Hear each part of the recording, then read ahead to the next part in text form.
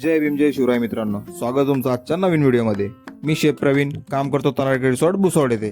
आज आपली ड्युटी होती 11 वाजता। मस्त की शेप कॅप लावून घेतली, कोट वगैरे घालून घेतला आणि रेडी होऊन गेलो आपल्या ड्युटीसाठी। निघालो किचनकडे। किचनमध्ये एंट्री वगैरे करून घेतली मित्रांनो। तंदूरचं फ्रीज वगैरे चेक करून घेतलं होतं। आपल्याला पनीर टिक्कासाठी लागणारे डाईस कटिंग संपले होते।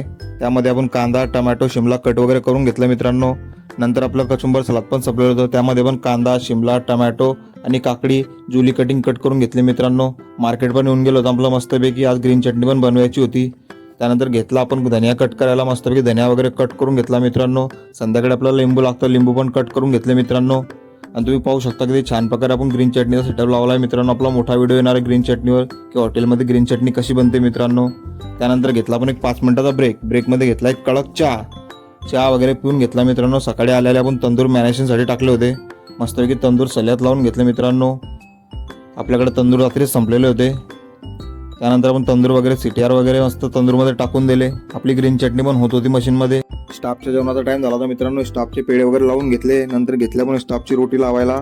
मस्तपैकी पटापटी स्टाफची रोटी वगैरे लावून दिली। आज किचनमध्ये भरपूर काम होतं मित्रांनो। आपण पण निघालो मित्रांनो जेवणाला। आज 3 वाजून गेले होते आणि आज पण आपली ब्रेक ड्युटी होती मित्रांनो। संध्याकाळी 7 वाजता परत यायचं आहे। तुम्हाला आजचा व्हिडिओ आवडला असेल मित्रांनो तर प्लीज लाईक करा, आपल्या फेसबुक पेजला फॉलो करा। थँक्यू, भेटूया पुढच्या व्हिडिओत।